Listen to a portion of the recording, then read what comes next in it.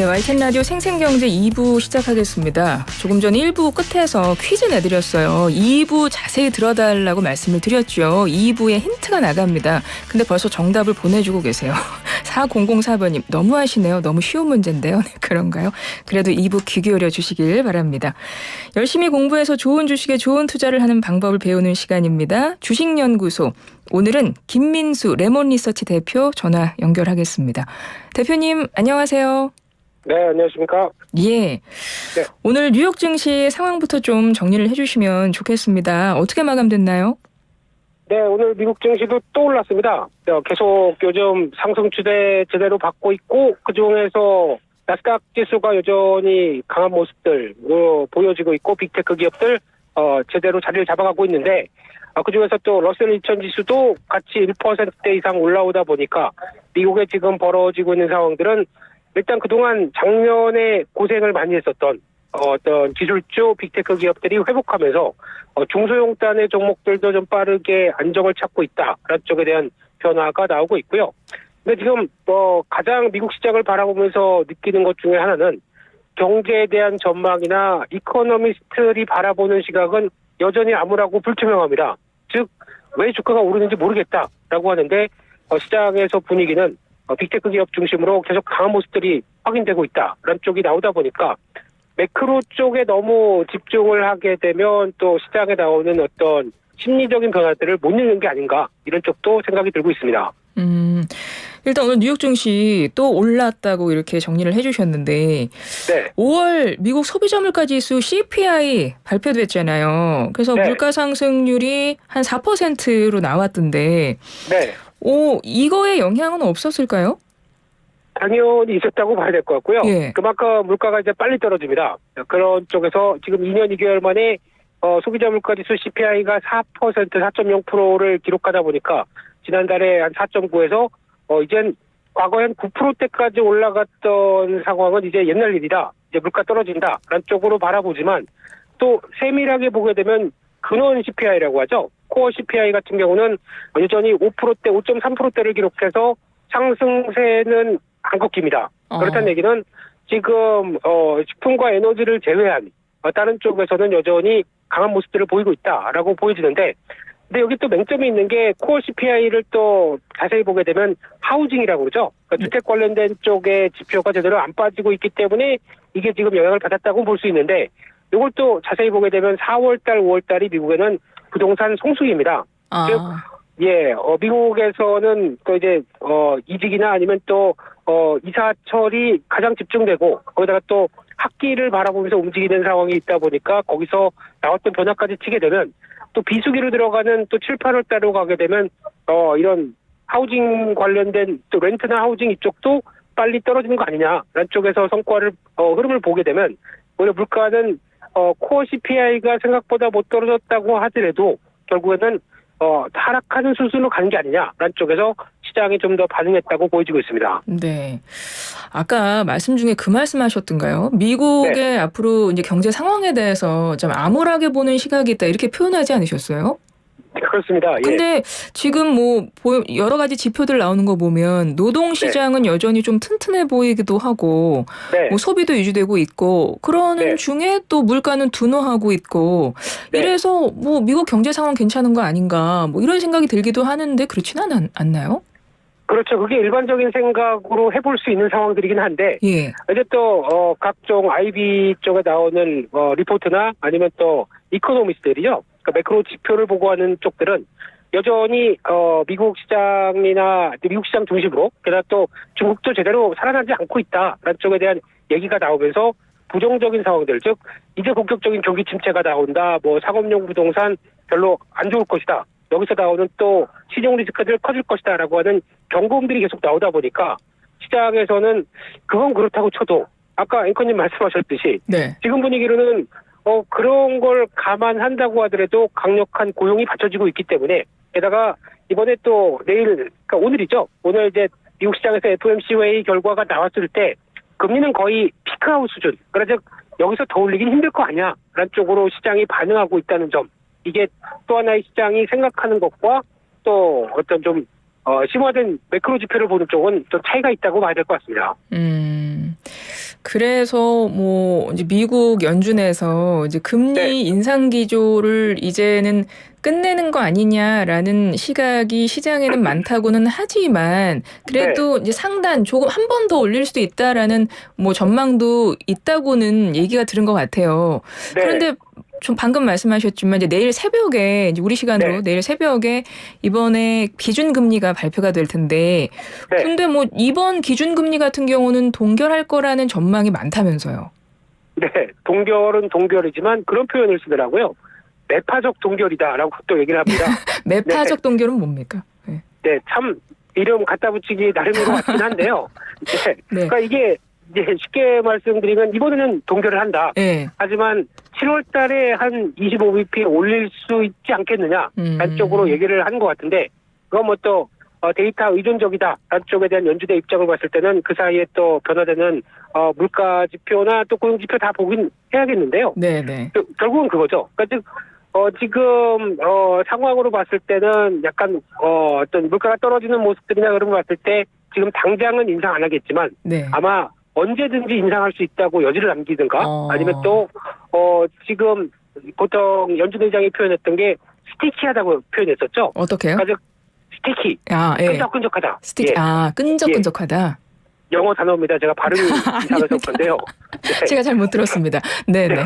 네. 네, 이런 쪽에서 표현을 쓸 정도로 아직 코어 CPI가 충분히 떨어지지 않는다는 흐름에서 그러니까 예. 연준은 이걸 계속 또 주시하고 있다. 그리고 또 고용이 계속 강하게 자리를 잡고 있기 때문에 이게 조금이나마 자극하기 시작하게 되면 임금 상승률 다시 올라가기 시작했을 때 그에 따른 또 인플레이션의 자극들 이런 것도 염두를 하게 되면 여전히 일단 금리를 동결하고 다음 부분을 보겠지만 아마 연준 의장이 또 파월 의장이 이번에 그 연설 내용들은 생각보다 그렇게 또 완화적이진 않을 것이다. 한쪽에서 매파적인 단어를 많이 쓰는 것 같습니다.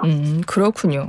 네. 미국 경제 상황은 그렇고요. 그러니까 뭐 연준에서도 금리를 이번에 이제 좀 잠깐 쉬어가긴 하나 계속 긴장은 끈을 놓지 마. 이제 이런 시그널을 좀 주겠다. 뭐 이런 말씀인 것 같아요.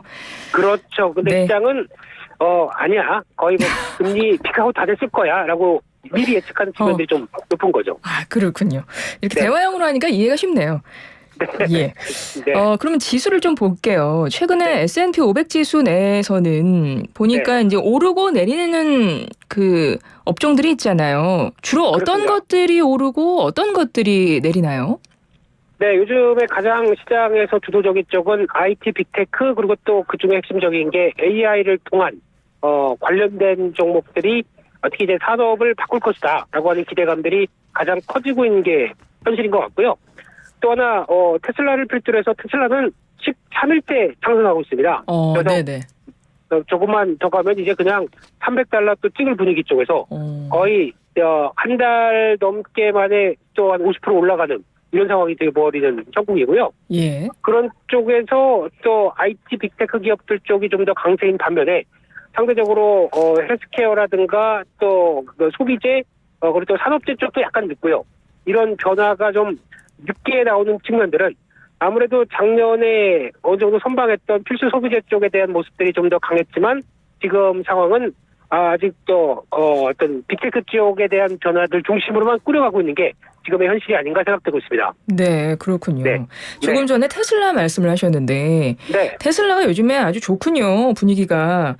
네, 그렇습니다. 근데 보니까 이 전기차 충전 시스템 관련해서 북미에서 테슬라가 대세로 자리 잡고 있다. 뭐 이런 기사가 나오면서 포드에 이어서 제너럴 모터스도 테슬라와 충전 동맹 의사를 밝혔다. 뭐 이런 기사가 나오면서 관련 매출도 앞으로 상당히 높아질 거다. 이런 기사를 나오는 거 보니까 앞으로도 증시는 계속 잘 나가겠네요, 테슬라는.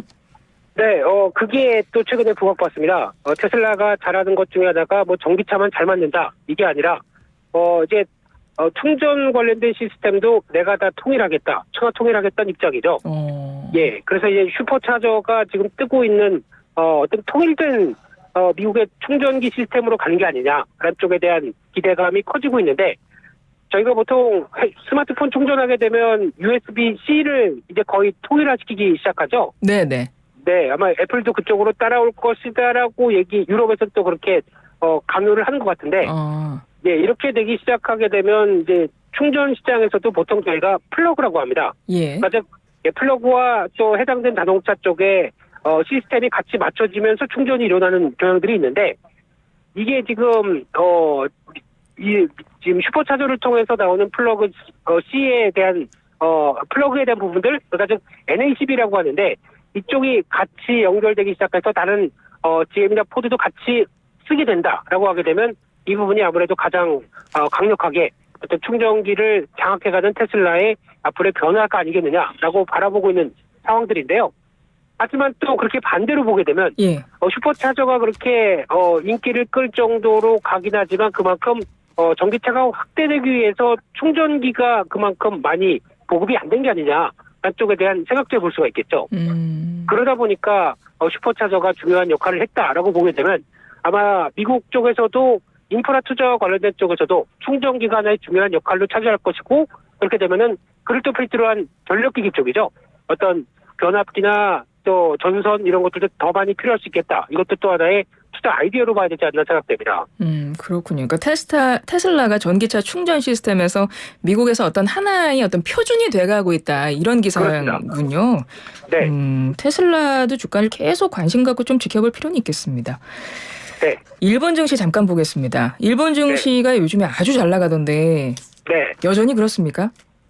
네, 여전히 잘 나가고 있고 오늘도 약간 좀 흔들리긴 했지만 여전히 3,300선 니케이 지수도 영향을 치고 있다고 봐야 될 것 같은데 여러 가지 얘기는 나오고 있습니다. 그동안에 각종 일본이 어느 정도 구조조정을 했고 그에 따라서 어떤 일본의 기업 지배구조에 대한 여러 가지 변화가 많이 바뀌었다라는 얘기도 있는데 주가가 올라가다 보니까 또 긍정적인 뉴스가 나오는 측면도 없지 않아 있습니다.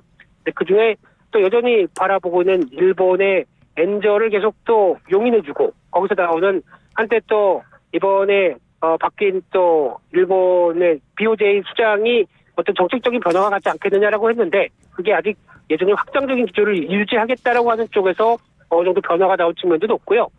또 하나 일본의 종합상사에 대한 분위기가 또 많이 바뀌어 있습니다. 네. 한때 워런 버핏이 일본의 5대 종합상사를 매수를 하면서 일본에 대한 시각을 많이 바꿨다는 얘기도 나오고 있는데 하지만 중요한 건 그만큼 오래됐지만 일본의 기업들의 체력들이 바뀌어 있다라는 쪽이 많이 또 부각을 받는다고 봐야 될 것 같습니다.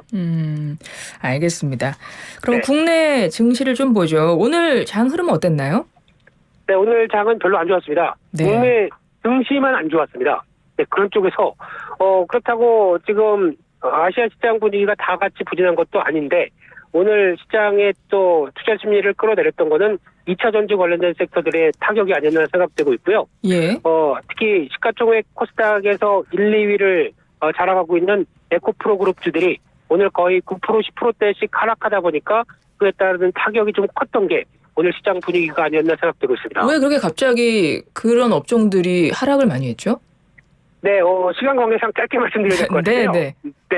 지금 이쪽이 이제 미국에서 그러니까 중국의 양극재 업체가 어떤 공장 건립 승인을 받았다라는 쪽에서 지금까지 저희가 그 국내 쪽에 바라보고 있는 2차 전지 업체들은 미국은 다 우리가 독점이다. 그러니까 즉 중국 업체들이 못 들어오다 보니까 우리가 다 하겠다는 입장 쪽에서 바라본 측면들이 높았는데 이렇게 되면은 중국에서 중국 업체들이 미국에 공장 짓는 게 이제 시작이 아니야라고 하는 불안감이 커진 거죠.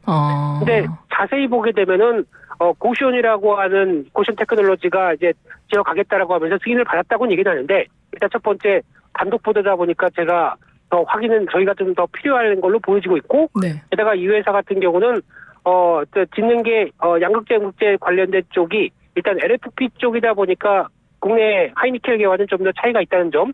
그리고 또 물량을 보게 되면 15만 톤, 5만 톤 정도다 보니까 생각보다 그렇게 물량이 많지 않다는 점. 그리고 또 완공 시점이 2031년이니까 국내 업체들이 다 짓고 나서 후발적인 관점이다 보니까 그렇게 크게 영향을 안 받는다라고 생각할 수 있는 걸로 보여지는데 그럼에도 불구하고 심리적으로 이렇게 많이 흔들렸다는 거 보면은 아무래도 그동안 상승에 대한 부담감 정도 그렇게 해석하는 게 맞지 않나라는 생각은 들고 있습니다. 네. 한 40초 정도 남았습니다. 앞으로 좀 눈여겨볼 만한 업종 뭐가 있을까요? 그냥 반도체입니다. 반도체요, 여전히? 네. 미국 시장의 흐름의 주도와 함께 또 AI 시장과 여러 가지 또 사이클과 AI 시장의 성장을 두 가지 본다고 하게 되면 가장 놓치지 말아야 될 건 반도체가 아닌가 생각됩니다. 반도체. 네. 2차 전지는 조금 그냥 지켜봐야 되는 상황인 건가요, 그러면? 2차 전지도 가격 메리트가 맞다. 그러면 매매해봐야죠. 그런 쪽에서 여전히 성장을 바라보면서 움직였던 한 축이기 때문에 그렇게 뭐 쉽게 흔들리진 않을 것이다 생각하고 있습니다. 예, 알겠습니다. 대표님 오늘 말씀 여기까지 드릴게요. 고맙습니다. 네, 감사합니다. 지금까지 김민수 레몬리서치 대표와 함께했습니다.